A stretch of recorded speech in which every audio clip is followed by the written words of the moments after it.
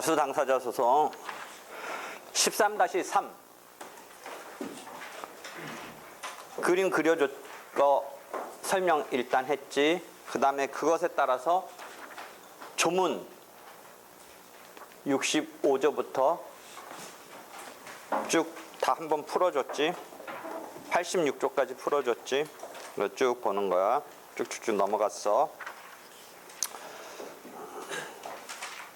그래서 공동소송의 요건 15조 총론적인 요건은 객관적 병합은 거의 요건이 의미 있는 게 없다고 그랬지. 객관적 요건은 사람이 동일 주체니까 그 사이에 복수의 청구가 들어가는 것에 대해서 뭐 이 청구 사이 관련성도 없어도 돼. 후발적으로 객관적 병합되는 것은 예컨대 소의 변경, 청구의 변경은 기초의 동일성이 있어야 되지. A 청구로부터 B 청구를 추가하거나 교체할 때 A 청구와 B 청구가 일정한 관련성이 있어야 되는데 원시적으로 갑을간 동일한 주체 사이에서는 큰 의미는 있는 요건은 없는 건데 이쪽은 원시적조차도 여러 사람이 등장하니까 그 청구 간에 사람 사이의 청구 간에 뭔가 이 관계성이 있어야 된다라는 거지.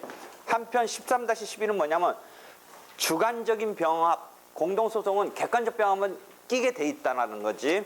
그러니까 갑과 병이 을을 상대로 낼 때는 이 1회 청구와 2회 청구가 뭔가 관련이 있어야 되고 사람이 틀리니까 그 다음에 이 사람을 무시하면 1번 청구와 2번 청구가 객관적 병합이 있게 되는 거지. 그래서 13-11은 객관적 병합의 요건을 갖추어야 된다는 거지. 그러면 객관적 병합의 원시적 요건은 특별히 문제 안 되는데 뭐가 하나 문제됐어? 객관적 병합서. 관할이 하나 문제됐어. 1번 청구는 A라는 법원에 관할이 있는데 객관적 병합에서 1번 청구는 A라는 법원에 관할이 있는데 2번 청구를 병합해서 내려는데 이게 A라는 법원에 만약 관할이 없다. 그런데 A라는 법원에 같이 내고 싶다라고 할 때 2번을 1번하고 붙여서 낼 수 있을 때 있게 하기 위해서 작동하는 게 뭐였었어? 25조의 관련 재판적이지. 그럼 똑같은 논리로 1번이라는 사람의 주소지 여기서 원고가 자기 주소지에 내고 싶어서 특별재판적으로 A라는 법원을 택했는데 병은 A라는 법원에 관할이 없는 물론 을을 상대로 내면 관련 재판적 얘기할 필요가 없어. 갑과 을 사이도 을이 피고고 병과 을 사이도 을이 피고니까 피고의 주소지가 보통 재판적이니까 1번 청구, 2번 청구 다 피고의 주소지인 A법원에 관할이 있으니까 관련 재판적 등등을 생각할 필요가 없는데 만약에 채권자 입장에서 특별재판적으로 의무이행지로서 갑의 주소지에 냈을 때 병의 주소지는 딴 데였다면 병이 같이 내는데 설사 공동소송의 관련성이 있더라도 관할 때문에 하나 문제가 될 수 있는데 이때도 25조의 관련 재판적이 작동은 하는데 그 범위가 25조에 가서 보면 2항을 보면 65조의 전문에 해당하는 경우에만 작동하도록 세팅을 해놨어요.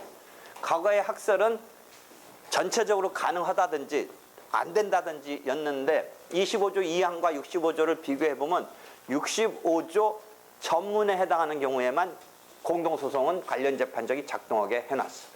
되겠지? 그러니까 뒤집어서 보면 이 관계가 조금 먼 관계인 65조 후문의 경우라면 관련 재판적이 적용을 받지 못하게 되고 관할 문제에서 걸릴 여지가 있다는 거지. 이해됐죠? 여기까지 관련 재판. 한편 뭐 전속 관할일 경우는 관련 재판적조차도 작동하지 못한다라는 거고 전속 관할이 아닐 때는 관련 재판적이 작동이 가능한 여지가 있다는 거지. 그리고 그건 무조건 또 관련 재판적 쓰는 건 아니고 을의 주소지라는 경우를 요 케이스에서 택한다면 관련 재판적 나올 필요도 없지. 갑에 대해서도 을이 피고고 병에 대해서도 을이 피고니까 피고의 주소지일 경우는 관련 재판적 나올 필요도 없지. 그런 이야기가 13-11에 있고 13-12는 전문, 후문이 이 관계성이 옅어진다고 그랬지. 그래서 권리 의무가 공통하든지 권리 의무의 원인이 동일한 공통하든지 그 다음에 후문은 동종이야. 동종. 같은 종류에 불과해. 그 사람끼리 같은 종류에 불과해. 요거는 관련 재판적인 적용이 없고 또 65조 후문이 하나 의미 있는 건 좀 이따 나오려는 선정 당사자 제도를 이용하는 것에 있어서 통설 판례는 전문까지만 이용할 수 있다고 하고 후문은 이용할 수 없다고 그래. 나중에 가서 보면 되는데 나는 그런데 65조 후문에도 일정한 모두는 아니지만 뭔가 쟁점의 공통 등을 둘러싸고 선정 당사자 제도를 둔 마당에 그걸 좀 널리 쓸 수 있게 하자는 게 제일 내가 넓게 보는 입장이고 통설 판례는 65조 전문의 경우만 선정 당사자 제도를 이용할 수 있게끔 하고 있어. 그렇게 보려고 해. 그러니까 65조 전문 후문이 의미 있게 뭔가 어디서 나오는 게 잊어버리지 마. 25조의 관련 재판적은 2항에서 65조 전문으로 나오고 그다음에 53조 선정 당사자 제도를 이용할 수 있는 범위에 대해서 통설 판례가 65조 전문에만 선정 당사자 제도를 이용할 수 있다라고 하고 있어. 나중에 선정 당사자 제도를 가서 보면 돼. 그다음에 공동소송의 소멸은 일부 판결, 일부 취하. 근데 이 경우도 정확히 말한다면 필수적 공동소송은 일부의 사람에 대해서 취하를 한다. 갑이 뭔가 이 을병에 대해서 냈는데 이렇게 그리면 안 되겠네. 이렇게 해서 냈는데 소송하다가 병에 대한 것만 소를 취한다든지 하는 개념을 쓸 수 있어. 항상 여러 사람이 나와도 뭐야? 1대1 관계로 보라고 그랬지. 이걸 소를 취할 수 있어. 그 가능한 거야. 근데 이 관계가 뭐야? 통상의 공동소송이 아닌 필수적 공동소송은 반드시 공동소송이 등장해야 되는 거니까 한 사람을 다시 쪼개줄 수가 없다라고 하는 거야. 그러니까 일반적으로 통상의 공동소송은 1대1에서 딴 사람하고 독립이잖아. 그러니까 그냥 보통 우리가 1대1로 배웠던 거 다 쓰면 돼. 일부 판결할 수 있어. 근데 필수적 공동소송은 뭐야? 필수적 공동소송이더라도 1대1 관계이긴 한데 그게 이렇게 연결고리가 있다는 거지. 그러니까 한 사람을 빼내는 게 안 된다는 거야. 일부 취하를 하면 안 돼. 그러니까 1대1 관계는 기본적으로 필수적이라 해서 달라지는 건 아닌데 그 사람 한 명을 빼내면 다른 사람하고 같이 하게 세팅을 해야 된다는 필수적이라는 그 개념에서 엉클어지니까 빼낼 수가 없다. 변론을 분리할 수도 없고 일부 판결을 할 수 없다. 그런 논리가 작동하죠. 그러니까 이걸 변론의 분리, 일부 판결 이런 것도 이해를 하면 이제 될 수 있어. 필수적은 같이 가야 돼. 운명 공동체. 그 운명 공동체는 그렇더라도 집단적이라는 개념은 아니라고 그랬지. 자기 것 자기가 봤는데 가지런 해야 된다는 의미에서의 합의락정이지 이게 집단적 집합적은 아니지. 그러니까 떼내느냐에 있어서는 이게 마지막까지 같이 가야 돼. 합의락정을 위해서. 그러니까 분리되면 안 되지. 왜냐하면 분리됐다가 이게 판결이 엇박자가 날 수가 있어. 그러니까 끝끝내 같이 가야 돼. 그런 거지. 그런 상황에서 공동소송의 종류는 강제 여부에 따라서 필수적, 통상의 공동소송인데 필수적 속에서 또 하나 더 나뉘어. 통상의 공동소송은 독립의 원칙이고 강제되지 않는데 필수적 중에는 보통은 우리가 필수적이라면 고유 필수적을 말하는데 여기서는 더 세세하게 하나 나뉘어. 유사한 의미가 들어가서 필수적. 그럼 고유 필수적과 두 번의 박스 두 번째랑 유사 필수적의 차이는 뭐냐면 애초부터 공동소송이 강제되느냐 아니냐야. 그렇지만 유사 필수적은 강제되지는 않지만 그 사람들의 관계가 강제까지는 안 되지만 판결에 모순 조촉이 있으면 안 되기 때문에 66조 공동소송인 독립의 원칙이 아니라 67조의 특칙에 의해서 진행된다. 이거야, 특칙에 의해서. 조금 어려워. 무슨 말인지. 그러니까 어떤 경우냐면 지금 우리가 통상의 공동소송은 피해자, 버스 피해자 1과 피해자 2가 같이 내도 되고 혼자 내도 돼. 이 가해 뭐 버스 회사라든지. 이런 거는 통상의 공동소송이지. 그 다음에 우리가 총유나 합의 같은 건 보존행위 등은 예외지만 그 구성원 X1, X2, X3가 같이 필수적이지. 필수적. 이런 거 있는데 이런 건 선정 당사자가 피고를 상대로 내는데 선정자는 중간에 들어갈 수는 있어. 선정 당사자가 받은 판결은 218조에 의해서 자기 판결이 아니라 원래 이 기속 주체인 선정자가 판결의 효력을 받아. 그럼 이 판결의 효력을 받잖아, 이 사람. 그러면 이게 판결의 효력을 받아야 되는데 잘 봐봐. 선정자가 이 피고, 동일한 피고를 상대로 별도로 내면 어떤 문제가 불거지나 봐봐. 선정 당사자한테 맡겨놨으면 이제 자기는 소송에서 당사자가 아닌 거야. 선정 당사자만이 당사자인 거야. 근데 선정 당사자가 받은 판결은 누구한테 이제 각각 가는 거야? 원래 이 기속 주체인 그 배후에 있는 선정했던 선정자라고 하는 사람한테 가는 거야. 그러니까 그냥 기다리고 있으면 돼. 그 다음에 선정 당사자가 받은 판결은 이제 그 이 기속 주체인 선정자의 판결이야. 그러니까 이렇게 나와, 판결문에. 두 가지 형식이 있는데 하여튼 판결문은 선정 당사자가 받았지만 선정 당사자가 돈을 지급하라고 되어 있지만 이것을 나중에 이렇게 선정자 리스트가 나와가지고 요걸 갖다가 정확히 써주는 판결문도 있고 안 써주는 판결문도 있는데 하여튼 그래서 10,000원씩 받게 되는 거야. 근데 선정자가 이렇게 해놓고 선정해놓고 자기가 직접 자기 목에 대한 소송을 내면 어떻게 될 것 같아? 선정 당사자가 소송을 수행하는 와중에 또는 선정 당사자가 소송이 끝난 와중에 선정자가 냈을 때 선정 당사자가 소송을 하는 와중에 선정자가 내면 어떤 국면이야? 채권자 대위 소송을 내는데 채무자가 내는 국면 생각해봐. 그 다음에 채권자 대위 소송이 결과가 나왔는데 확정됐는데 채무자가 내는 국면. 앞에 거는 중복된 소지액의 국면. 뒤에는 기판력의 국면. 눈으로 보는 주체는 틀리지만 기판력의 주관적 범위가 미친다. 그러니까 판결의 효력을 받잖아. 그치? 그럼 선정 당사자가 소송을 했어. 하고 있어. 선정자가 내면 이거 중복된 소지의 국면일 수도 있고 또 다른 각도에서는 선정자는 이제 제3자에게 소송을 맡겼기 때문에 당사자 적격이 상실된다고 보기도 해. 하여튼 선정자가 직접 소송하는 거는 문제가 있어. 그런데 그것을 좀 더 확대해 보면 선정 당사자가 요 깨진 판결은 사실은 누구 판결이야? 선정 당사자가 한 판결은. 얘 포함해서 어떤 그 배후에 있던 선정자 판결이잖아. 그럼 이 판결하고 충돌이 나오잖아. 기판력, 그러니까 이게 기판력이 작동해서 이렇게 가면 안 된다는 거야. 그리고 그래서 중복제소를 걸어야 되는 거야. 이걸 사전에 막아야 돼.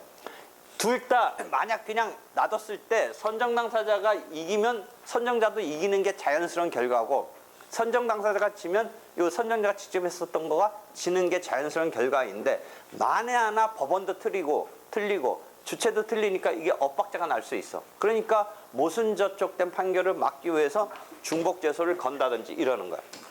하여튼 선정 당사자가 받은 판결은 선정자에게 판결의 효력이 미치니까 이 선정자는 이 소송에는 어떻게 해야 되느냐 참가를 한다면서 저번 때 뭐 얘기해 줬어? 공동 소송 참가가 될 수 있느냐 부분에서 공동소송 참가는 못해. 왜? 선정자는 당사자 적격이 없기 때문에. 판결의 효력은 받지만 판결의 효력을 받고 당사자로 들어갈 수 있으면 공동소송 참가까지 되는데 그렇지를 못해. 그런데 경우에 따라서 공동소송 참가가 가능한 상황이 있어. 어떤 거냐면 지금 이건 선정자는 공동소송 참가는 못하고 공동소송자 보조 참가를 하는데 쭉 가다 공동소송 참가를 봐봐. 13-78을 보면 주주 1인이 그 밑에 보면 이건 상법상 여러분 해사법 배우면 나와. 그래가지고 이 상법상의 소송 형태가 선택형에서 융합 문제라고 종합 문제라고 그래가지고 선택형에서 상법의 소송과 민사법 문제가 사실은 융합 문제라고 볼 수는 없지만 그래도 상법상의 소송이니까 지문으로 같이 막 나오는 것을 객관식 문제에서 많이 볼 수 있어. 주주 1인이 주주총회 결의가 문제 있다고 주주총회 결의에 취소 소송을 냈는데 또 다른 어떤 주주는 이 경우에 있어서 같이 낼 수도 있어.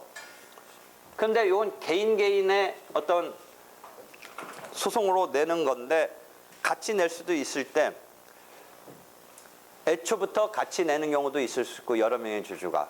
그러니까 그러면 그게 공동소송이 된 거고. 그런데 소송 도중에 주주가 내는데 어떤 주주가 냈는데 또 다른 주주가 가만히 있어도 돼. 가만히 있어도 되는데 내가 아예 하겠다, 나도 하겠다 해서 참가할 수도 있어. 그런 경우를 공동소송 참가, 즉 판결의 효력을 받는 제3자가 주주 1인이 어떤 주주가 결의치 소송을 냈을 때 나머지 또 다른 주주는 소송 바깥에 있어도 판결의 효력을 받는데 자기도 적극적으로 당사자가 되겠다고 들어가면 그런 경우가 공동소송 참가가 되는 거야.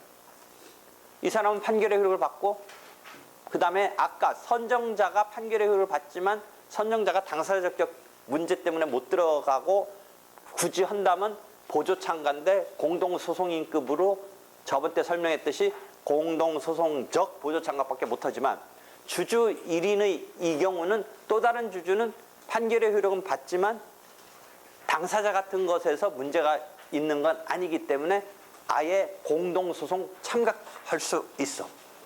그럼 이런 사람들이 공동소송 참가하면 애초부터 공동소송으로 내라고 강제되지는 않았어.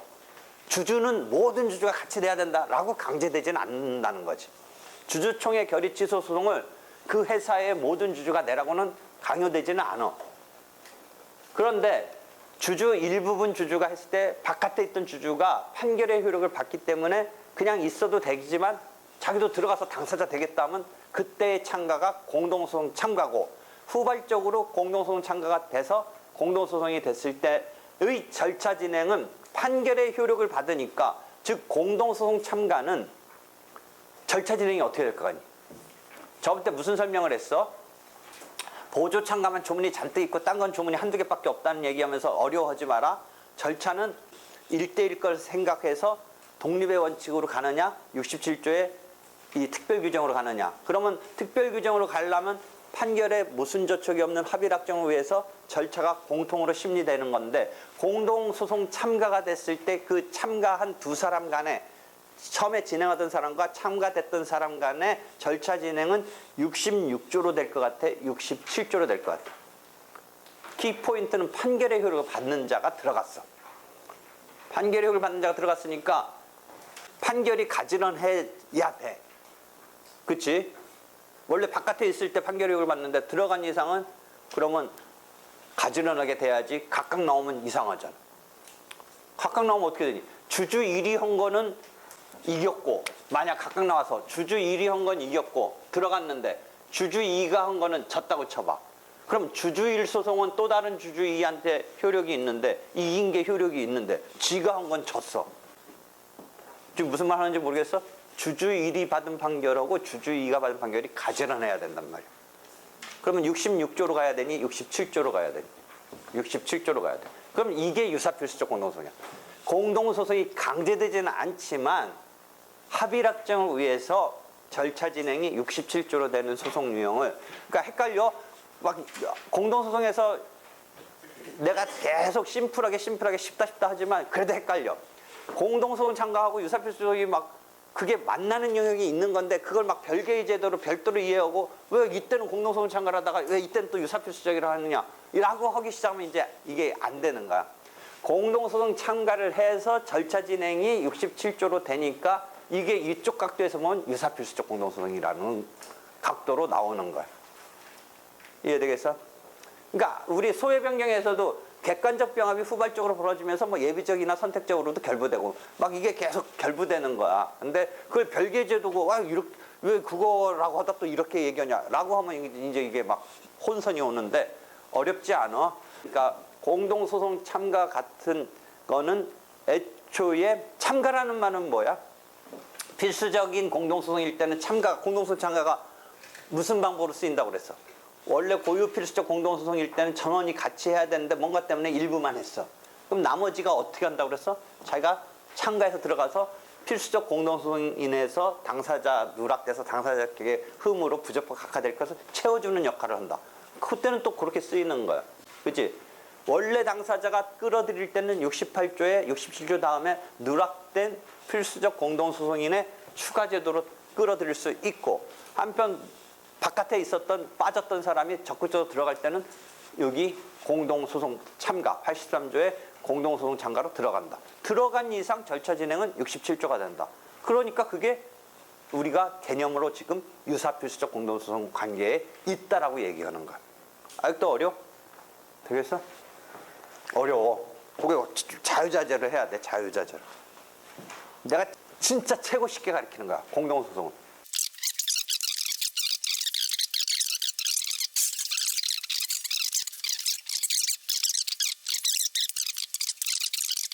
하여튼 공동소송이 너무 어려워하는데 하여튼 쉽게 해. 다시 돌아와서 유사필수적 공동소송 개념 조금 가르쳐줬어.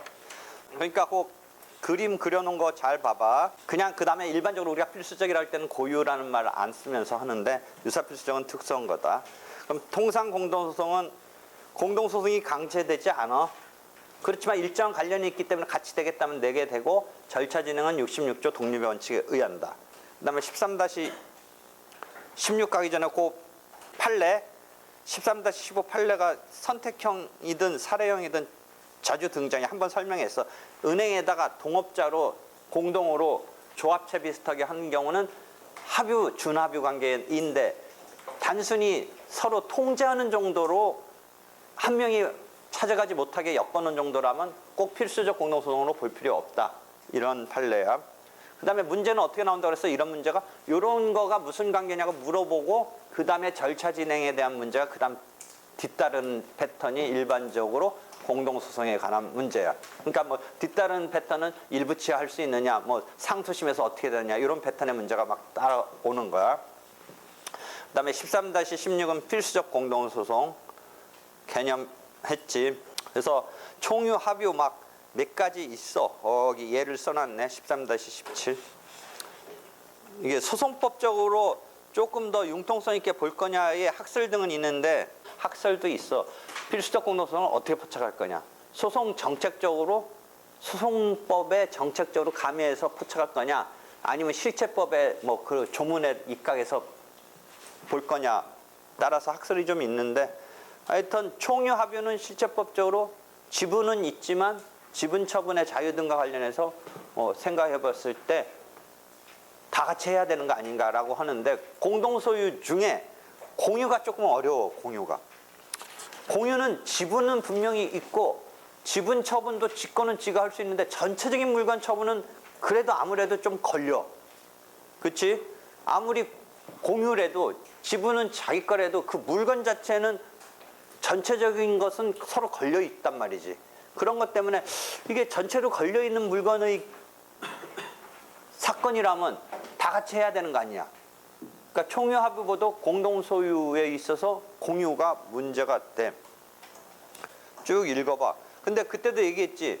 판례가 막 그냥 개별적인 어떤 구체적 타당성 등과 관련해서 내린 것이 자기가 암기되거나 정리되면 다행인데 혹시 그게 잘 안 되면 이렇게 이해하면 돼. 지분의 성격이 강한 것의 사건으로서 지분 처분의 자유가 조금 더 두드러진 거라면 개별적으로 해도 되는 거니까 필수적이 아니다. 근데 공동 소유의 공유 중에 지분 처분의 자유는 있지만 그래서 민법 264조에 보면 뭐가 있니? 공유 관계 중에도. 민법 264조인가 보면 전체 처분은 다 같이 해야 되는 것처럼 아마 되어 있을 거야. 아무리 공유라도. 민법 263조 다음에 64조인가 한번 읽어줘봐. 공유자의 동의 없이니까 이런 정도의 상황이라면 필수적 아니겠는가 이런 이제 나름대로 감을 잡고 하는 거야. 근데 딱 안 맞아. 근데 이제 실제 시험에는 이제 그런 게 이렇게 앞에 전제적으로 어떤 소유 형태냐라고 물어볼 가능성은 있으니까 할 수 없는데 나오면 나름대로 판단을 해. 그다음에 딱 판례 사항 갖고 냈으면 판례를 알고 있으면 좋지. 근데 저번 때 말했듯이 그게 논리적으로 자기가 근거대로 쓰고 그 다음 문제는 그거에 입각해서 쓰면 나는 괜찮다고 생각하는데 아무래도 조금 정답적인 뭐 판례가 있다든지 한 것에 비해서는 좀 불안은 하지만 그렇다고 백지를 내거나 못 쓰지는 말하는 거지. 나름대로 근거로. 왜냐면 이거 아니면 이거잖아. 이거 아니면 이거니까 딱 쓰고 하면 돼. 근데 거기 각주 뭐 10번 같은 건 볼드체로 했지. 단독으로 자신의 지분에 관한 거와 위에 볼드체는 지분에 관한 지분권 존재하기는 관한 소송은 통상의 공동소송이고 밑에 단독으로 자신의 지분에서 이 경우도 공동으로 행사해야 하는 것은 아니다. 이렇게 해서 지분이 포인트일 때는 그냥 개인적으로 해도 되지 않는가 이런 감으로 봐야 돼. 근데 공유관계도 필수적 공동소송이 된다라고 되는 건 거의 위에 본문에 예를 들어 하고서 밑에서 셋째 줄 보면 소유권 확인 청구는 공유자 모두에 의한 소재이가 소유권 자체의 큰 덩어리니까 그 경우는 모두 같이 해야 된다. 뭐 이런 식으로 자기가 적절하게 이해를 하란 말이지. 공유는 뭐 지분이 더 포인트냐 그 대상물이 포인트냐 뭐 이런 것 따라서 하여튼 그런 게 있어. 그래서 오른쪽에 순서도로 그려놨는데 공유가 어렵지. 공유 그 순서도 쫓아다니면서 한 번씩 확인해봐. 순서도 이렇게 쭉 쫓아가면서 써놓은들. 그 다음에 유사필수적은 아까 말한 대로 공동소송이 처음부터 강제되는 건 아니지만 일부 내지 1인의 소송 진행에 따른 판결의 효력이 소송 바깥에 있는 사람에게 판결 효력이 작동하는 이런 것에서 그 소송 바깥의 사람과 그 원래 했던 사람이 같은 당사자가 된다면 절차 진행이 66조가 아니라 67조가 돼야 되는 그런 형태를 유사필수적 공동소송이라고 한다. 즉 공동소송 참가가 됐을 때 공동소송 참가가 됐을 때부터 벌어지는 건 그게 필수적 고유필수적 공동소송에서 누락된 자가 추가되는 공동소송 참가면 그것은 고유필수적 공동소송이 후발적으로 되는 거고 그 두 사람의 관계는 원래 고유필수적 공동소송 관계까지는 아닌 경우라면 판결의 효력을 받는 자가 들어가면 유사필수적 공동소송 관계가 돼서 67조의 진행이 되게 된다라는 거지. 되겠지? 볼드체 그게 연습 문제나 시험에 곧잘 나와. 내 연습책 보면 이거 내가 그때 당시에 해놨기 때문에 내가 요 판례를 발굴해서 연습 문제를 만든 게 그 뒤에 계속 요 부분에서는 제일 전형적인 문제로 쓰이는 건데 원래는 판례에서 내가 문제를 만든 건데 이런 거야. 채권자 대위 소송을 X와 Y 사이에 냈는데 이 사람이 사망을 했어. 소송 중에 사망하면 어떻다고 그랬어? 절차가 중단되고 상속인이 수기어야지. 상속인이 3명이 있어. 그치?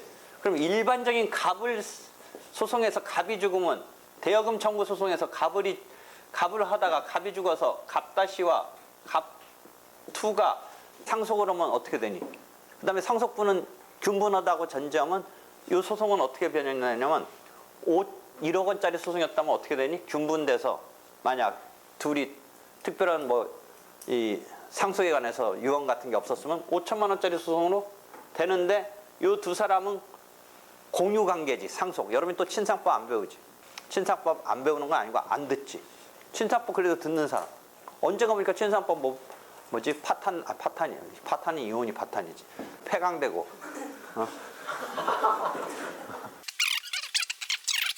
상속이 되면 상속 관계는 어떻게 하는 거야? 공유면 특별한 약정서 균분. 그러니까 5천만 원짜리 소송으로 바뀌어. 그리고 공유니까 이 사람 관계는 어떻게 되겠어? 중단되고 수기됐을 때. 갑원과 갑투가 반드시 같이 해야 되는 건 아니야. 통상의 공동소송이야, 통상. 보통의 경우라면.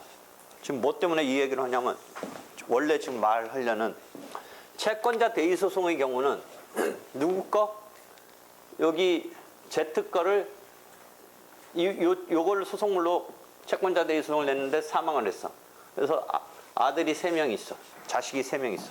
이때도 그럼 똑같은 논리로 보면 3분의 1씩의 통상 공동소송일 것 같냐라는데 채권자 대위 소송은 X1이 받은 판결은 본래의 채무자한테 효력이 미치고 본래의 채무자한테 효력이 미쳤던 것이 다시 채권자 또 다른 채권자에게 미치고 채권자 대위 소송에 그런 관계 때문에 X1과 X2 또는 X2와 X3의 관계가 판결의 효력이 생기는 관계야. 누구를 매개로? 중간에 껴있는 채무자를 매개로. 그러니까 판결의 효력을 서로 간에 받아. 그러니까 밑에 거는 갑원의 판결과 갑투의 판결은 지목은 직과끼리 하는 거니까 이거는 필수적 공동소송 뭐 이런 거 없고 그냥 둘이 승계가 돼서 진행하는 통상의 공동소송으로. 그래서 저번 때 공동소송이 발생할 수 있는 것 중에 하나 특이한 게 뭐라고 그랬어? 1대1 소송 중에 도중에 사망을 하면 당사자가 복수로 된다는 게 어디에서 한번 봤어? 13-9 또는 13-3의 그림에서는 제일 오른쪽 밑에 13-3 그림으로 주면 그 밖의 경우로서 복수인에 의한 승계 또는 설명으로 보면 13-9 이렇게 설명해 놨잖아. 그러니까 요걸 설명한 건데, 요 경우는 승계를 2명 내지 3명이 했는데 그게 서로 판결이 받는 관계가 돼. 채권자 대위 소송이 이래서 그래. 평범한 소송이었으면 이런 타입으로 통상의 공동소송이 되는데, 채권자 대위 소송은 채무자를 끼고 판결의 효력을 채권자가 받기 때문에 동일한 X였는데 X1과 X2, X3가 마치 뭐야? 수인의 채권자 대위 소송을 제기한 자가, 이건 특이하게 그런 상황으로 번졌는데 그 일반화시켜서 수인의 채권자 대위 소송의 관계가 유사필수적 공동소송이라고 하는 거를 요 판례에서 내가 끄집어내서, 그 다음에 그 뒤부터는 요 문제가 연습되기도 하고 책에 요 예가 이제 유사필수적 공동소송 관계의 예로서 나오는 거야. 그러니까 책에는 어떻게 나오냐? 수인의 채권자 대위소송의 관계가, 그 채권자 대위소송의 수인의 관계가 유사필수적 공동소송이다. 근데 원래 이 91년 판례는 죽은 아버지 걸 3명인가의 아들들이 승계했는데 그 틀이 채권자 대위소송이야. 그러니까 중간에 그런 상황이 번졌는데 그것을 이제 일반적으로 포착한다면 수인의 채권자 대위소송에 있어서의 관계가 유사 필수적 공동소송 관계이다라고 고예가 유사필수적에서 하나 나와. 어려워? 이해했어? 논증하는 건 조금 어려워. 지금 내가 간단히 했는데 연습책 보면 상당히 논증하는데, X1이 받은 판결이 잊어버려봐. 그냥 채권자 대위소송에 의해서 채권자가 받은 판결이 채무자에게 효력이 미치지. 물론 알았을 때 알아요. 한정적으로 75년 판례가지. 그 다음에 채무자가 받은 판결은 채권자 대위소송 제기하는 채권자한테 미치지. 그 두 개가 결합되면 X1이 받은 판결은 채무자를 통해서 X2에게 효력이 미쳐. 야, 근데 X2가 받은 판결은 채무자를 통해서 X1이나 X3에게 미쳐. 그러니까 이게 절차 진행이 독립으로 가면 되겠니, 안 되겠니? 판결의 효력이 서로 작동하니까. 그러니까 67조로 가야 돼. 그러니까 그게 유사필수적 공동소송 관계라고 하는 거야. 그걸 논증한 거야. 조금 들어가면 어려운 얘기가 있어. 연습책 나중에 볼 수 있으면 보면 거의 자세히 해놨는데, 그때는 이제 이 판례, 91년 판례 내지는 이 사례를 자주 다루어. 선택형 문제에서도 나와. 수인의 뭐 채권자 대위소송의 관계는 유사필수적 공동관계이다. 뭐 이런 지문이 나와. 여기까지 지금 설명했어. 그래서 공동소송의 어떤 종류, 이 부분을 했지.